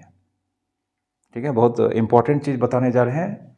इसके बाद हम ट्रायंगल के बाद जो नेक्स्ट पॉलीगन होता है, क्वाड्रिलेटरल या पेंटागन या हेक्सागन, कुछ भी हो जिसमें साइड्स, मतलब एक पॉलीगन का साइड्स होगा, वो सारा साइड्स वेक्टर को रिप्रेजेंट करेगा और सारा साइड्स एक ही साइकिल में होगा। सबसे स्मॉलेस्ट पॉलीगन ट्रायंगल होता है। इसके लिए हम यहाँ पर ये कॉन्सेप्ट्स बताने जा रहे हैं। इसी से ये कॉन्सेप्ट से एक कंक्लूजन निकलेगा कि अगर ट्रायंगल का तीनों साइड्स वेक्टर को रिप्रेजेंट करता हो और तीनों ही वेक्टर का साइकिल सेम हो, तो यहाँ पर इस तीनों वेक्टर का वेक्टर सम क्या होगा, ये हम फाइंड करने जा रहे हैं।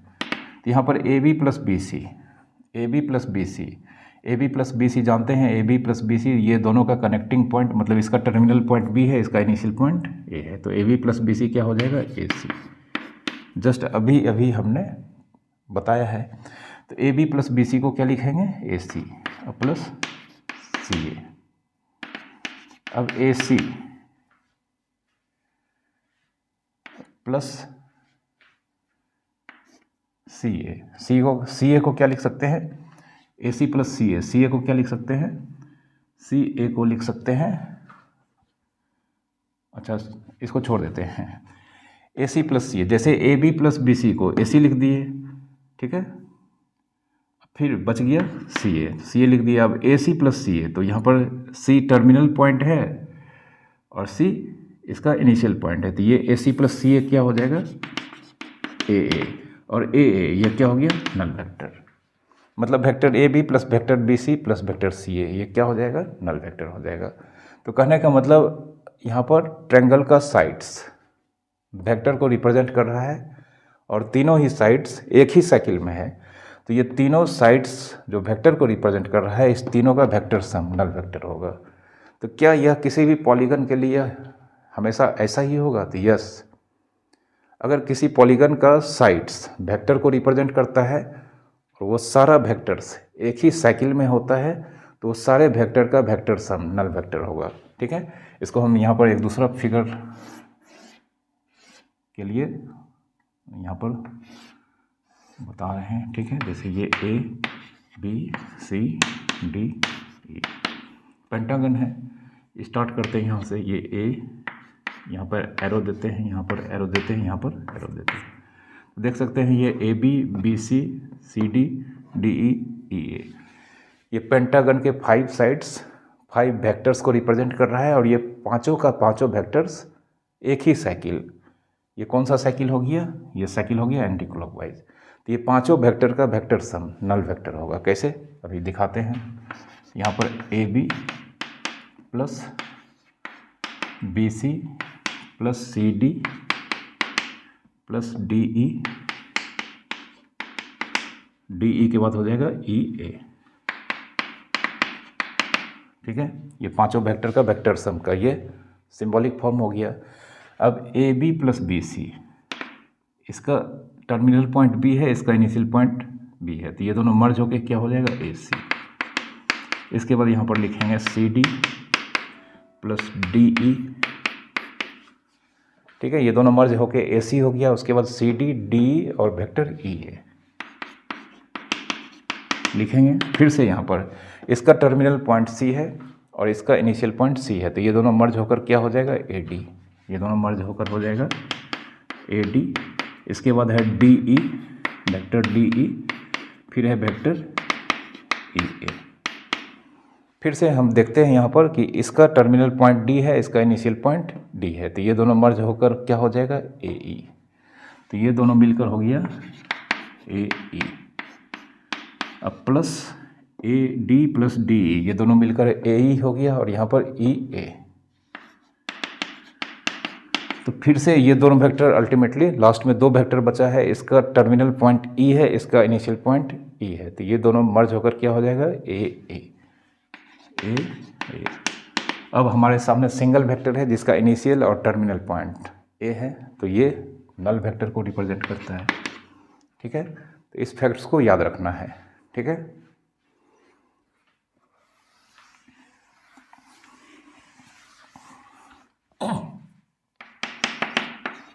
Vector A plus vector B, vector A and vector B का रिजल्टेंट में वेक्टर सी को ऐड करें, या वेक्टर ए में वेक्टर बी और वेक्टर सी का रिजल्टेंट, ठीक है। एक नंबर पे वो ए है, दो नंबर पे वेक्टर बी है, तीन नंबर पे वेक्टर सी है। इधर भी एक नंबर पे वेक्टर ए है, दो नंबर पे वेक्टर बी है और तीन नंबर पे वेक्टर सी है। बट यहाँ पर फर्स्ट टू में ब्रैकेट्स लगा है, यानी कि यहाँ पर vector A and vector B का रिजल्टेंट में वेक्टर सी ऐड करें, या फर्स्ट वेक्टर ए में vector B and vector C का रिजल्टेंट ऐड करें, रिजल्ट इक्वल होता है। इसको एसोसिएटिव बोलते हैं, ठीक है,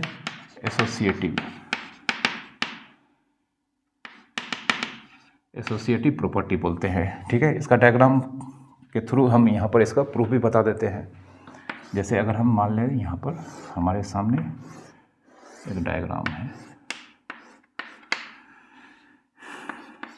ये वेक्टर ए, इसको वेक्टर बी एज्यूम कर लेते हैं, इसको वेक्टर सी। ये यहाँ पर वेक्टर ए है, इस साइड को वेक्टर बी से डिनोट किया गया है, इस साइड को वेक्टर सी से डिनोट किया गया है, ठीक है। अब वेक्टर ए प्लस वेक्टर बी, मतलब ये वेक्टर ए है, वेक्टर बी है, तो यहाँ पर हम ट्रायंगल बनाएंगे, ये ट्रायंगल बना दिए। तो वेक्टर ए प्लस वेक्टर बी, ये इसका साइड को वेक्टर में कन्वर्ट कर देते हैं, ये साइकिल उल्टा होगा, तो इसको हम यहाँ पर इस तरह से एरो दे देंगे। तो इस ट्रायंगल में ये साइड किसको रिप्रेजेंट करेगा, वेक्टर ए प्लस वेक्टर बी को, ठीक है। अब इस ट्रायंगल में ये वेक्टर ए प्लस बी है, ये वेक्टर सी है, और इसको अगर हम यहाँ पर एरो देते हैं तो ये वेक्टर प्लस ये वेक्टर ट्रायंगल लॉ से होगा। तो इस ट्रायंगल में ये वेक्टर, पहला वेक्टर वेक्टर ए प्लस वेक्टर बी है और ये सी है, तो ऑफ कोर्स ये किसको रिप्रेजेंट करेगा, वेक्टर ए plus B plus vector C को, ठीक है। अब फिर यहाँ पर दूसरा साइड में है वेक्टर ए, तो ये वेक्टर ए है और दूसरा वेक्टर है यहाँ पर vector B plus vector C, इसको अलग कलर यूज करेंगे हम। तो ये वेक्टर बी है, ये वेक्टर सी है, तो अगर हम इसको मिला देते हैं, ठीक है, इसको अगर हम मिला देते हैं इस तरह से,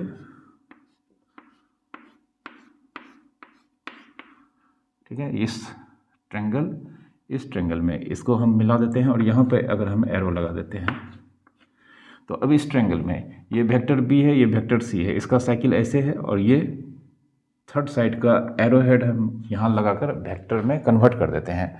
तो ऑफकोर्स इस ट्रायंगल में ये दोनों वेक्टर का ये side vector sum B plus C होगा, ठीक है। ये vector B plus vector C को रिप्रेजेंट करेगा, ठीक है। अब फिर से आते हैं ये ट्रायंगल, तो ये ट्रायंगल में ये वेक्टर ए है और ये वेक्टर बी प्लस सी है, तो ये ऑलरेडी पहले से ही वेक्टर हम इसको फॉर्म करके रखे हैं। तो इस ट्रायंगल में ये वेक्टर ए, ये दूसरा वेक्टर बी प्लस सी, और इसका साइकिल, और ये जो वेक्टर है इसका साइकिल अपोजिट है, तो इस वेक्टर का नाम इस बार हो जाएगा इस ट्रायंगल में वेक्टर ए plus vector B plus vector सी।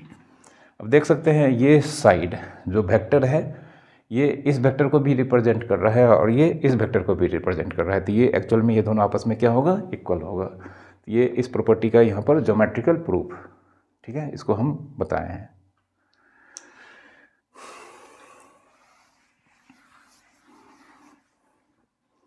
ठीक है, वेक्टर का एडिशन कम्यूटेटिव होता है, एसोसिएटिव होता है। अब कुछ प्रॉपर्टी जो हम बिना प्रूफ के बताने जा रहे हैं इसको आपको याद रखना है।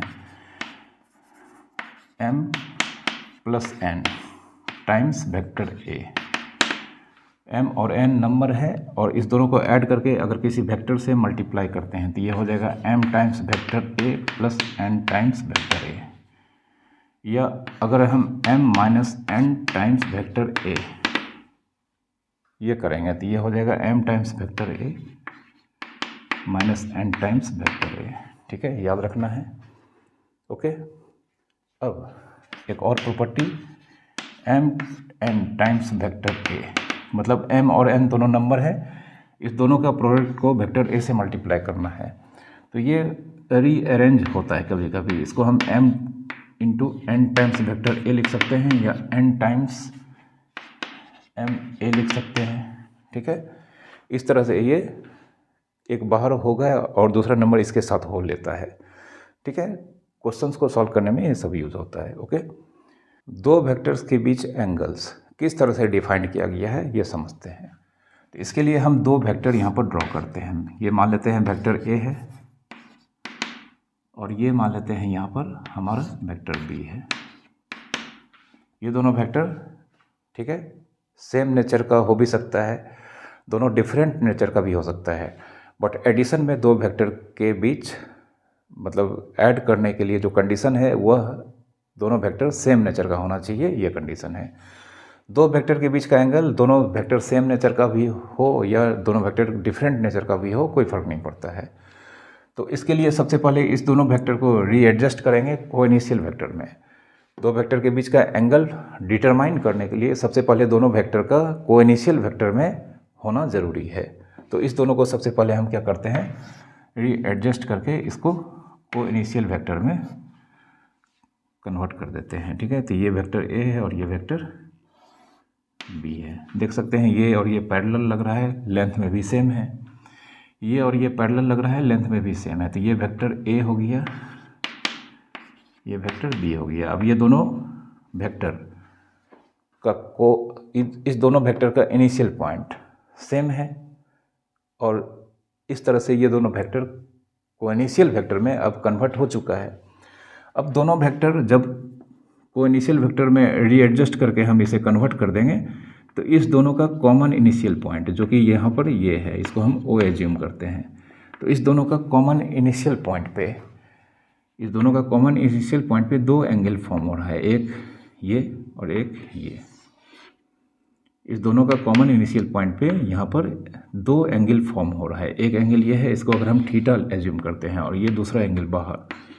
ठीक है, तो इस दोनों में जो छोटा देखने में लग रहा है, ये दोनों के कॉमन इनिशियल पॉइंट पे दो एंगल फॉर्म होगा, उसमें से जो मैग्नीट्यूड में छोटा होगा that is called the angle between vector A and vector B. तो यहाँ पर अगर हम देखें ये थीटा है और ये फाई है, इसमें से थीटा इस फाई से स्मॉलर है, देखने से ही लग रहा है। तो theta the smaller angle formed between vector A and B at their common initial point। ठीक है, थीटा इस दोनों वेक्टर के कॉमन इनिशियल पॉइंट पे जो एंगल फॉर्म हो रहा है उसमें से स्मॉलर एंगल है, यही एंगल कहलाता है angle between theta, angle between vector A and vector B. यही थीटा वेक्टर ए और वेक्टर बी के बीच का एंगल कहलाता है। ठीक है, और एक चीज़ याद रखना है कि यहाँ पर ये थीटा का वैल्यू कभी भी 180 डिग्री से ग्रेटर नहीं हो सकता है। ठीक है, याद रखना है 0 डिग्री से थीटा का वैल्यू 180 डिग्री के बीच होगा। ठीक है, थीटा का मिनिमम वैल्यू 0 डिग्री होगा, अदरवाइज मैक्सिमम वैल्यू 180 डिग्री होगा। ठीक है, क्यों? अगर हम दो वेक्टर कुछ इस तरह से बनाएंगे, अगर हम मान लेते हैं ये वेक्टर है, ये बी है और ये ए है, तो जानते हैं इधर का भी एंगल इधर का भी एंगल इक्वल होगा। तो दो वेक्टर के बीच का कॉमन इनिशियल पॉइंट पे दो एंगल बनता है, दो वेक्टर के बीच कॉमन इनिशियल पॉइंट पे दो एंगल बनता है। जो छोटा वाला होता है वही दोनों वेक्टर के बीच का एंगल कहलाता है। लेकिन यहाँ पर ये कॉमन इनिशियल पॉइंट पे ये इधर वाला एंगल भी 180 डिग्री है और इधर वाला भी एंगल 180 डिग्री है। तो ये अगर थीटा है, ये फाई है, तो इस केस में दोनों वेक्टर के बीच का एंगल 180 डिग्री ही होगा और ये मैक्सिमम होगा। इसके बाद अगर 180 डिग्री हो जाता है, अगर ये 180 डिग्री बढ़ाते हैं तो इधर का एंगल छोटा हो जाएगा, तो दोनों के बीच का एंगल इधर वाला हो जाएगा। ठीक है, इसलिए दो वेक्टर के बीच का एंगल मैक्सिमम कितना होगा? 180 डिग्री ही होगा। ठीक है, तो ये दो वेक्टर के बीच का एंगल का डेफिनेशन है। दोनों वेक्टर को सबसे पहले को इनिशियल वेक्टर में होना चाहिए, तभी उस दोनों के बीच का एंगल को डिफाइन कर सकते हैं। ठीक है, अब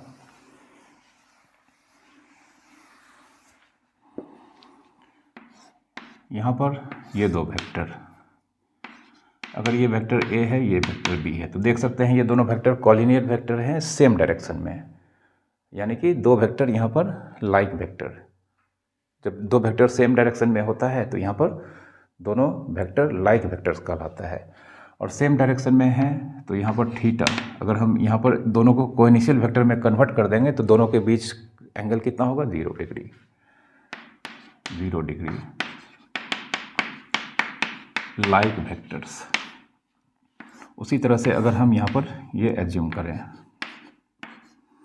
ये बी है और ये वेक्टर ए है, ये दोनों वेक्टर कॉलिनियर वेक्टर है बट डायरेक्शन दोनों का अपोजिट है, मतलब ये दोनों अनलाइक वेक्टर्स है। तो यहाँ पर अगर हम दोनों वेक्टर को कोइनिशियल वेक्टर में कन्वर्ट कर देंगे तो दोनों के बीच का एंगल्स कितना होगा? 180 डिग्री। 180 degree unlike vectors. ठीक है, अनलाइक वेक्टर्स। ओके, अब एक चीज़ और,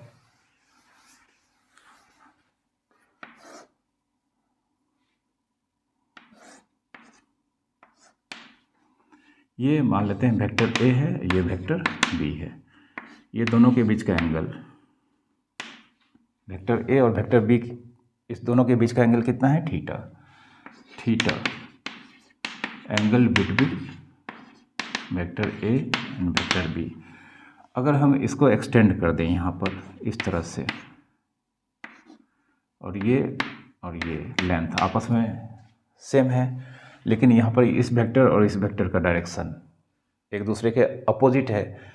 ये वेक्टर का मैग्नीट्यूड, ये वेक्टर का मैग्नीट्यूड सेम है बट डायरेक्शन अपोजिट है। तो ऑफ कोर्स यहाँ पर ये वेक्टर अगर बी है तो ये वेक्टर किसको रिप्रेजेंट करेगा? Minus B, minus vector B को रिप्रेजेंट करेगा। तो अब ये स्ट्रेट लाइन है, ये एंगल थीटा है, तो ये एंगल कितना होगा? 180 डिग्री माइनस थीटा। तो कंक्लूजन ये निकला कि अगर वेक्टर ए और वेक्टर बी के बीच का एंगल थीटा है तो वेक्टर ए और वेक्टर माइनस बी के बीच का एंगल 180 डिग्री माइनस थीटा होगा। तो therefore angle between vector A and minus vector B equals to 180 degree minus theta. ठीक है, वेक्टर ए और वेक्टर बी के बीच का एंगल अगर थीटा है तो vector A and vector minus B के बीच का एंगल 180 डिग्री माइनस थीटा होगा। याद रखना है, आगे के लेक्चर्स में यूज होगा। ठीक है, ये वेक्टर ए है और ये माइनस है, मतलब वेक्टर और उसके अपोजिट वेक्टर के बीच का एंगल कितना होगा? 180 डिग्री। तो देयरफॉर कह सकते हैं angle between vector A and vector minus A 180 degree. Vector A और वेक्टर माइनस ए के बीच का एंगल कितना? 180 डिग्री। दो अपोजिट वेक्टर्स, मतलब किसी वेक्टर और उसका अपोजिट वेक्टर या किसी वेक्टर या उसका नेगेटिव वेक्टर के बीच का एंगल 180 डिग्री होगा। ठीक है, समझ में आ गया? अब थोड़ा सा किसी भी पॉइंट का पोजीशन वेक्टर क्या होता है, इसका कॉन्सेप्ट समझ लेते हैं। ठीक है,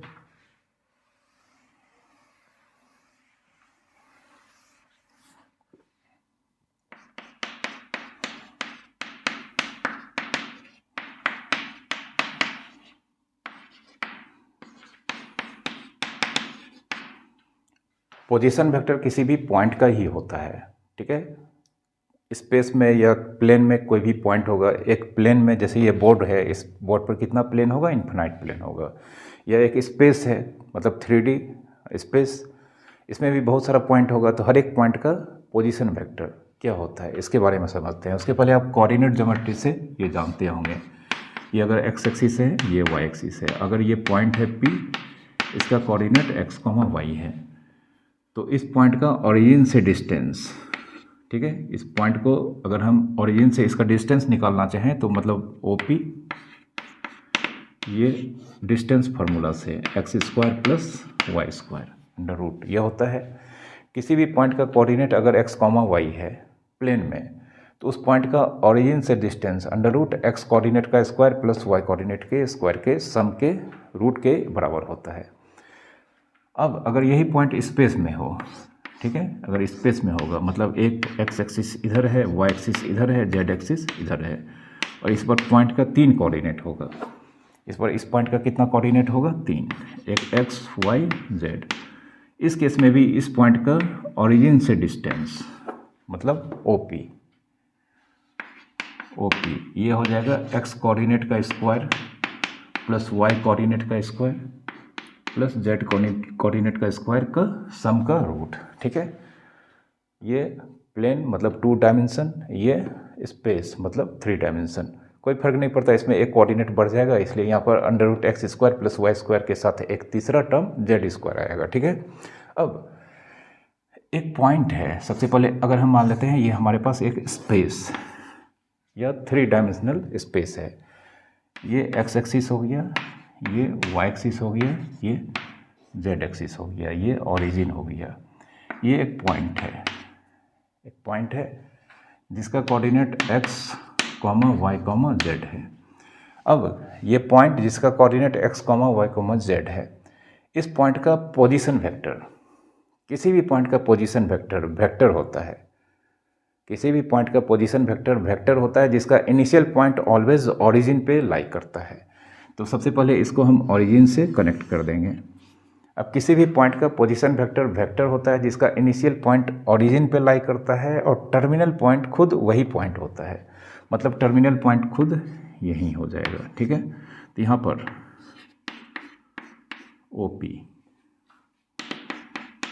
position vector of point P जिसका कोऑर्डिनेट x, y, z है।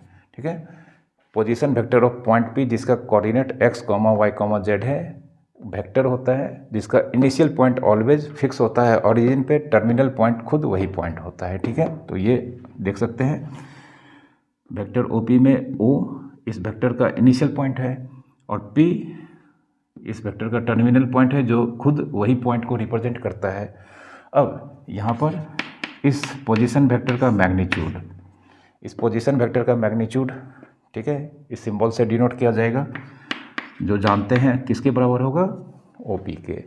और यहाँ पर देख सकते हैं OP क्या हो जाएगा, under root x² plus y² plus z², x coordinate का स्क्वायर प्लस y कोऑर्डिनेट का स्क्वायर प्लस z कोऑर्डिनेट का स्क्वायर का सम और इसका स्क्वायर रूट। ठीक है, ये पोजीशन वेक्टर का कॉन्सेप्ट है। जैसे एक एग्जांपल अगर हम मान लेते हैं P 2, -3, 5 ये पॉइंट है, तो इसका पोजीशन वेक्टर OP ये हो जाएगा position vector of point P। Position vector of point P, इसका वेक्टर का नाम हो जाएगा वेक्टर OP। अब इसका मैग्नीट्यूड अगर निकालना चाहें बहुत आसान है, मतलब इस पोजीशन वेक्टर का मैग्नीट्यूड क्या हो जाएगा, इस पोजीशन वेक्टर का मैग्नीट्यूड 2 का स्क्वायर 4, -3 का स्क्वायर 9 और 5 का स्क्वायर 25। तो ये हो गया 9, 4, 13 और 25 तो 38। √38 इस पोजीशन वेक्टर का, इस पॉइंट का पोजीशन वेक्टर का मैग्नीट्यूड √38 होगा। ठीक है, ये पोजीशन वेक्टर का कॉन्सेप्ट था। ये भी अगले लेक्चर में, मतलब आगे के लेक्चर्स में पोजीशन वेक्टर का यहाँ पर यूज होने वाला है। ठीक है,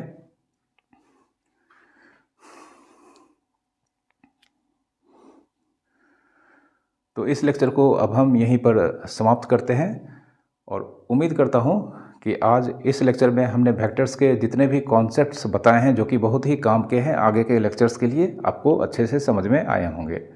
तो अगर आज के लेक्चर्स आपको अच्छे से समझ में आए हैं तो प्लीज़ आप इसे लाइक कर दीजिएगा और शेयर कर दीजिएगा।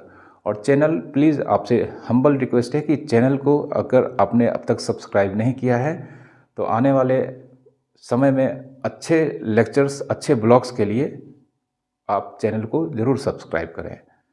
Thank you very much for watching.